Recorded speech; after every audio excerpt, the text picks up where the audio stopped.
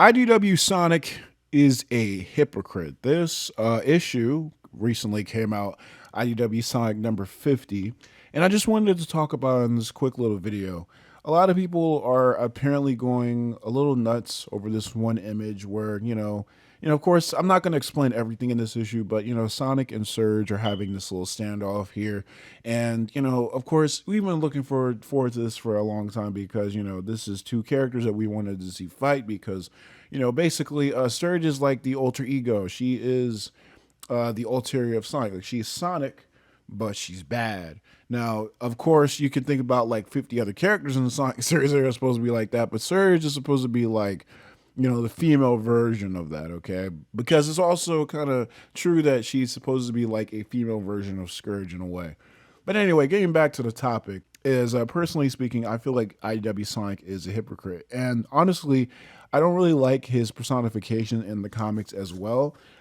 Because the thing about IDW Sonic is that he's seen as a guy that is, has this high ground above like basically everybody, like morally speaking. Like he knows a lot, he's mature, and he just knows a lot. Now, I'm not saying that, he's like a bad person for knowing all this stuff, because there is that one little sweet time where, he met Whisper, and because, she's an introvert, he leaned down next to her and was like, "Hey, look, I know that you like being alone, but you're free to join anytime, but it's okay, if you want to stay here." That is good. Moral stuff like that is great because he knows and understands other people's feelings and stuff like that. That's fine. However, I do have a problem when he did have the whole thing going on with Shadow because, of course, Shadow wanted to kill Eggman at one point in time because of all the past misdeeds, because especially after Sonic Forces, because that's where this comic actually starts, after the events of Sonic Forces. Now, relatively speaking, Dr. Eggman was actually Mr. Teaker at that time. He wasn't really evil anymore. But at the same time, you have to wonder, why does Sonic let all of his gallery of rogues let free? Why does he let them go free? And it's in this panel that he basically explains why he does that. He says, and I quote, "I live for the moment. I want to see the world, to find all its thrills and adventures, and enjoy them. I want everyone to have the freedom to do that too. And you wouldn't get the opportunity if I took that chance away from you. I've made peace with enough enemies to know that there is a better way. So I'm willing to chalk this up to a rocky start, and let us have a do-over, if you will." So basically, Sonic is saying that he wants everyone to have the same freedom and choices that anybody should have. Same freedom of choices, the same freedom of choices that he has. He wants to have that for everybody as well, which I understand. I get where he's coming from with this situation. But this one line, this one panel, this one image of Sonic makes him look like a total fucking hypocrite. Now, going back to the whole Shadow versus Sonic thing, where, of course, Shadow wants to kill Eggman because of all his past misdeeds. You also have to think in that situation, of course, he says, nah, we should give him a chance because he's not like that anymore. And we have forgiven people in the past for all their misdeeds, such as when Shadow wanted to destroy the entire Earth. Now, in that situation, yes, it makes sense. However, we later see that Eggman goes back to his evil ways. And it also makes you wonder, wait a minute, why doesn't Sonic at least try to lock him up?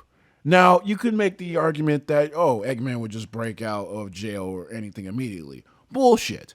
If we have someone like Tails, who has an IQ of 300 as well as Eggman, why can't we have someone or multiple people in the series have like a jail cell? There isn't any prison as far as I know, or any jail in Sonic the Hedgehog as far as I know. So the fact that Sonic just lets his enemies go, I mean, you got to really think about it. He just lets them go. He fucking stops their entire plan, and then he just walks away like nothing just happened. Like, sure, maybe the first 2 times he would be able to do that and maybe say, hey, maybe he might just change his ways or something like that. But after so many attempts to destroy the world, to rule it, to build Eggman and land and stuff like that, putting so many lives and people in danger, you would think at this point, hey, maybe he should go be locked up. And if he tries to come out, that's another situation that we'll have to deal with when it comes to that. But Sonic never thinks about this. This is a guy that's apparently supposed to uphold justice and stuff like that, but we never even see him try to at least hold accountability for other people's actions. Sonic, he has tried to kill so many people in the past probably. Why are you just letting this happen? This isn't even like a Batman versus Joker situation. I mean, you could argue in those stories, why the hell does the Batman actually let Joker or any of his other rogues gallery go free and stuff like that? But then it's like, but at the least, I mean, at the very least, he tries to actually lock them up in Arkham Asylum.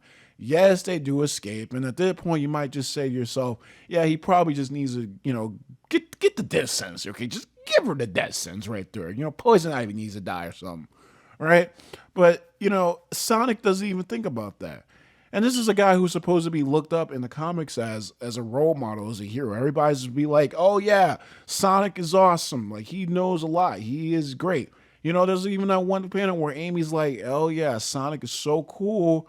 But then he does shit like this. And going back to this panel with Sonic and Surge, while it is implied that you're probably supposed to be rooting more for Surge after everything that she's been through and the fact that, Sonic doesn't know shit and he's just trying to be uppity about the situation. I mean, he even has the glow behind him as he's standing above her, which makes it so cliche. It makes it so just pretend Sonic just be so pretentious and stuff like that.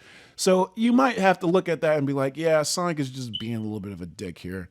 But at the same time, Sonic here is supposed to be seen as this morally ground character, and I just don't like that. He also says way too much here to explain what he's going about. Usually, people who do that usually don't understand what they're talking about or are full of shit. So when Sonic's over here mouthing off why he does the things that he does or why he thinks the way he thinks, it just comes off as pretentious. It comes off as dumb and just stupid to me. And it's the reason why I feel like Ian Flynn's writing is not peak Sonic. I'm not saying that his writing is bad. In fact, it's actually fundamentally good. He writes good scenarios, but I just feel like personification with Sonic like this isn't really good. I like him with Sonic in Sonic and the Black Knight, where he goes up against Molina and he explains why he actually is still fighting after Molina beat his fucking ass. He just says, "It was never about chivalry for me. I just got to do what I got to do." That's all. That's all he says. He only says 2 sentences to these people and explains why he does the things that he does. He doesn't need to go on a whole long speech about his ideologies and stuff like that. That's not who Sonic is. And Sonic also needs to have flaws. I don't like it when Sonic is portrayed without flaws because it makes him seem very shallow and up his own ass. I mean, hell, I can look at people like Superman and be like, wow, that's actually a more morally grounded character and someone I could actually see as someone who has flaws and but also works through them to become a better person. I mean, hell, it's really bad when I say one of the most common superheroes of all time, Superman, the most common superhero actually at that, has a more morally ground and more personified, more justified personification in their series, more than Sonic the Hedgehog. I know this is a series just aimed at kids apparently, and I don't really argue that that's a good thing, at all. But seriously, I mean, I don't really like this comic. I just think, I didn't really talk about this thing before, but I just didn't really like what was going on with Sonic's character here.